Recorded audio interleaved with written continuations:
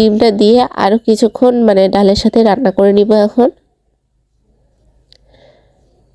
রান্না করে নেওয়ার পর এখন হচ্ছে স্বাদ মতন বা পরিমাণ মতন ঝোল দিয়ে দিব। তারপরে তো পানি দিয়ে দিলাম, পরিমাণ মতন পানি দিয়ে এখন হচ্ছে তরকারিটাকে ভালো করে বলক তুলে নিব।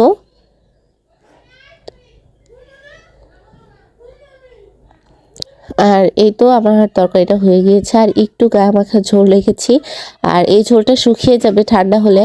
তারপরে এই তো হচ্ছে এখন নামিয়ে নিব। তারপরে হচ্ছে পরিবেশন করে দেখাবো। আমার ভিডিওটা যদি আপনাদের কাছে একটু হলেও ভালো লেগে থাকে অবশ্যই লাইক, কমেন্ট এবং শেয়ার করে দিবেন। সবাই ভালো থাকবেন, সুস্থ থাকবেন। আল্লাহ হাফিজ বন্ধুরা।